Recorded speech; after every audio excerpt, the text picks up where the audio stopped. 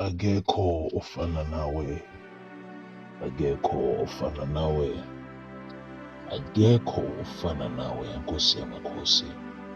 Baba, siyabonga egameni lomfili wethu nguJesu Kristu waseNazaretha, leli thuba osiphe lona lokukhuluma ngezwi lakho, izwi lakho lingokukhanya.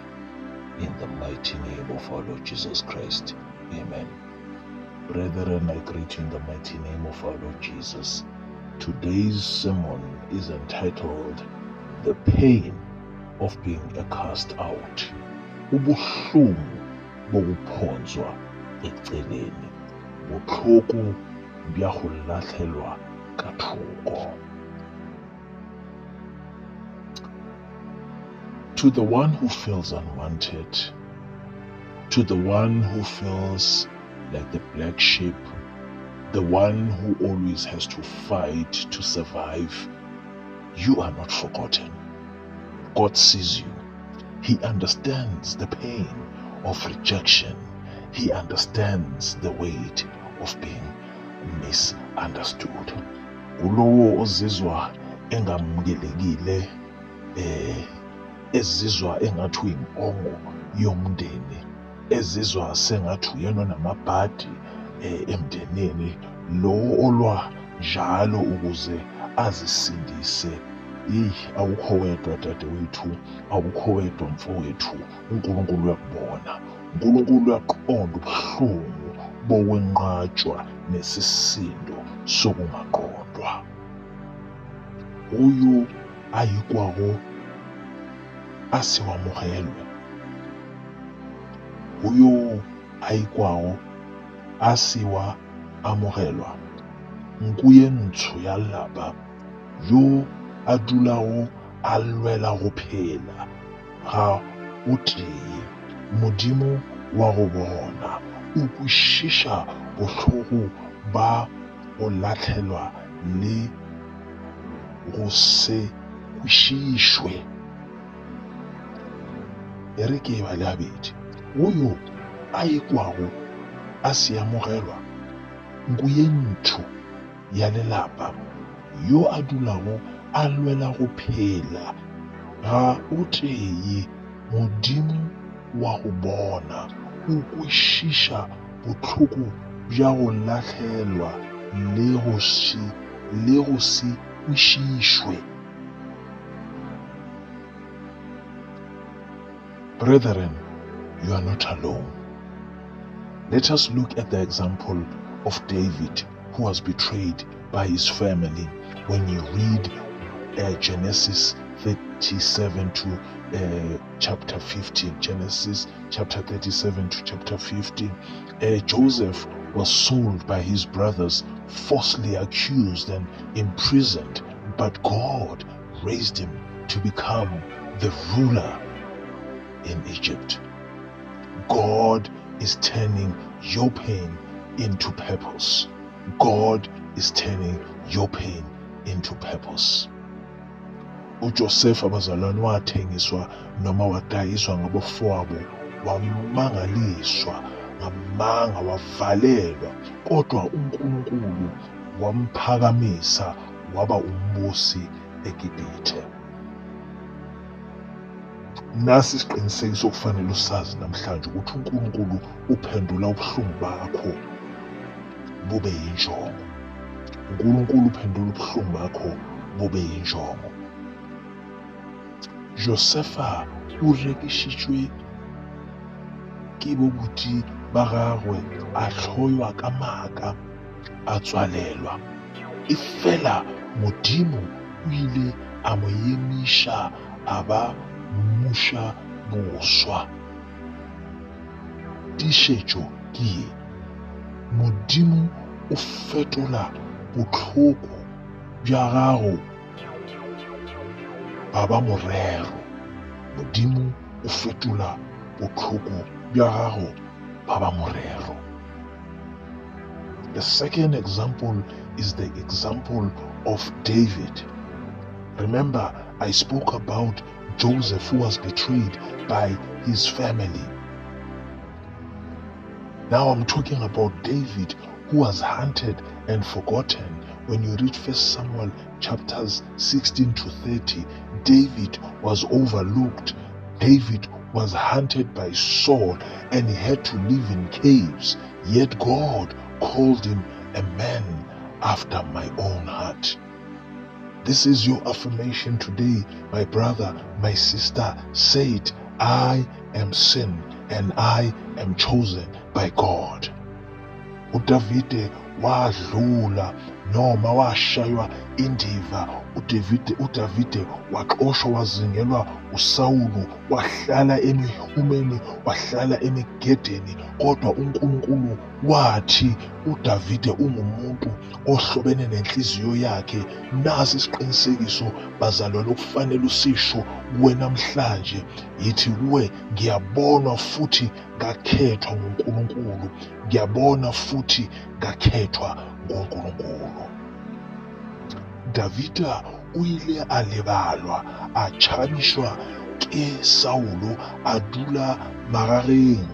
Efela Modimo o ile a mmitša a re ke monna yo a lego ka pelo yaka.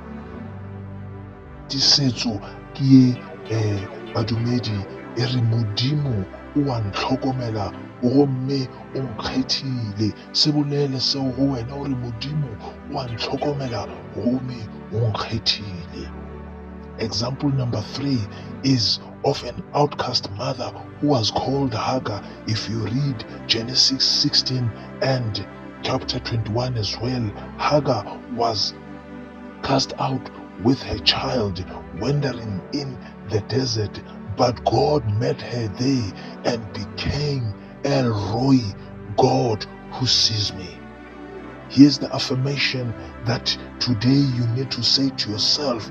You need to say, God sees me in the wilderness. Just like Hagar said, you need to say, God sees me in the wilderness. Bazalwane, uHagari waphonswa ngaphandle nengane yakhe ezulazula ehlane, kodwa uNkulunkulu wamhlangabeza waba ngu-El Roi, uNkulunkulu ongibonayo. Yiso isiqinisekiso leso okufanele usikhulume empilweni yakho, ukuthi uNkulunkulu uyangibona nasenkangala.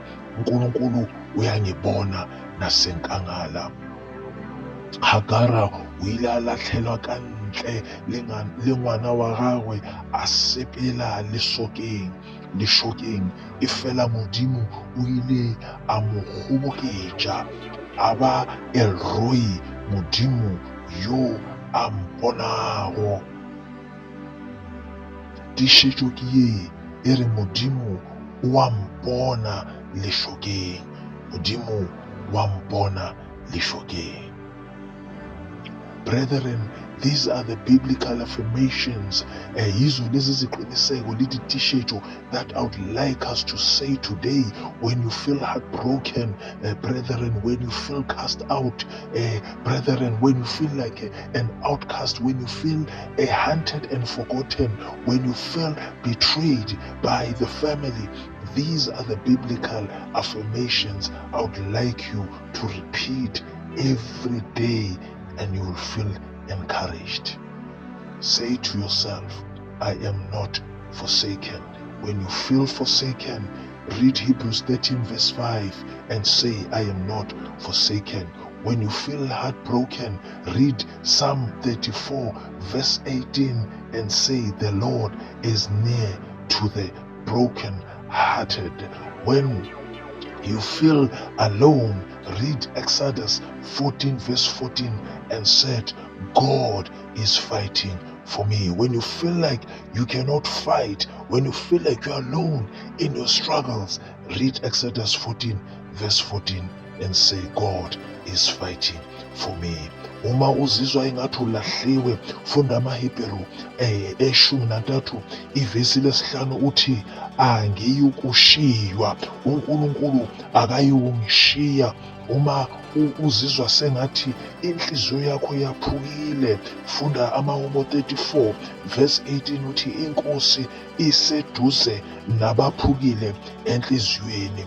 Uma uzizwa sengathi wena ulahliwe, akukho okulwelayo noma akekho okulwelayo, funda u-Exodus 14 verse 14 uthi uNkulunkulu uyangilwela mina.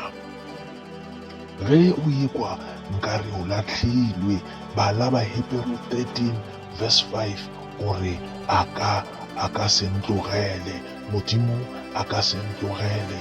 Ge o ekwa nkare pelo ya gago e robegile, bala Psalm 34 verse 18 gore Morena o kgauswi le ba pelo phušo lo tšwego.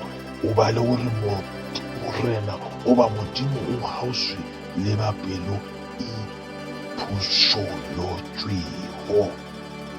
Ge o kwa nkare wa ilwela o le tee, ga ona yo a go lwelago, bala Exodus 14 verse 14 o re Modimo wa lwa ntwa yaka, o re Modimo wa lwa ntwa yaka. Keep holding on, brethren, never give up. Yes, you have fought. Yes, life feels very unfair.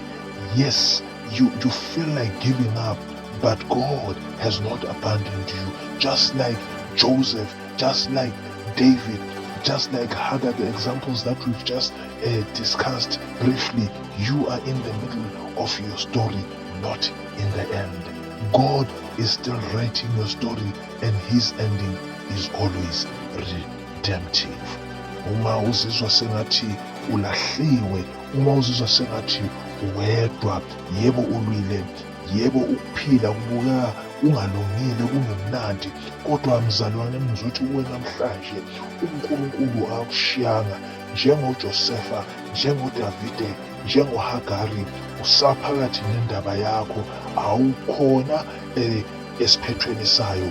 uNkulunkulu usayibhala indaba yakho, futhi isiphetho sakhe sinokukuhlenga phakathi, isiphetho sakhe simnandi futhi saziwa nguye. Ngiyatseba ushetshi ulwile, bophelo ubonakala usetoka, efela Modimo ga se a go tlogela. Jalo ka Josefa, jalo ka Davida le Hagara, o sale gare ga kanelego ya gago. Ga o so fitlhe mafelelong, Modimo o sa ngwala, gomme mafelelo a gagwe a dula a lokiša. Help me to say this prayer with you, or say this prayer after me. Lord God, you are the Father to the rejected, the comforter of the heartbroken, the comforter of the broken, the lifter of the downcast. Heal every wound, O God. Lift every burden. Silence every lie of the enemy. To the one who feels like giving up, breathe your spirit into them. Let them know they are loved. Let them know they are seen, and let them know that they are chosen. Turn their wilderness into a place of testimony in the mighty name of our Lord Jesus. Nkosi Nkulunkulu, wena Baba wabaxoshiweyo, wena Baba wabalahlekileyo, wena mduduzi wabaphukile, wena mphakamisi wabaphansi, phulukisa zonke izilonda, susa yonke imithwalo, thulisa wonke amanga esitha. Kulowo ozizwa edinga ukuphuma, phefumulela umoya wakho kuye, mbonise ukuthi uyathandwa, uyabonwa futhi ukhethiwe. Guqula ihlane lakhe libe indawo yobufakazi ngegama elinamandla lomfeli wethu onguJesu Kristu. Morena Modimo, wena ke tate wa bao balahlilwego, wena o moemedi wa bao ba rothitšitšwego, mophagamisi wa bao ba go gatelelwa. Fodiša dintho tsohle, fologa mefoka yohle, khutša maaka a manaba. Oyo a batlang go tlogela, mo fe moya wa hao o mokgethwa, mo bontšhe gore wa mo rata, mmontšhe gore wa mmona, mmontšhe gore o kgethegile. Fetola lešoka la gagwe e be lefelo la botlhatsi ka leina le le maatla la Morena Jesu. Let us all say amen and amen. God bless you in the mighty name of our Lord Jesus Christ. Brethren, I hope that this very short sermon will be an encouragement to you. I say God sees you. You are not alone. Nkulunkulu uyakubona awedwa, Modimo wa go bona awuteye. In the mighty name of our Lord Jesus Christ, amen and amen. God bless you. Modimo a o tšhaufatše ka lebitso le le maatla la Morena Jesu. Amen and amen. God bless you, brethren.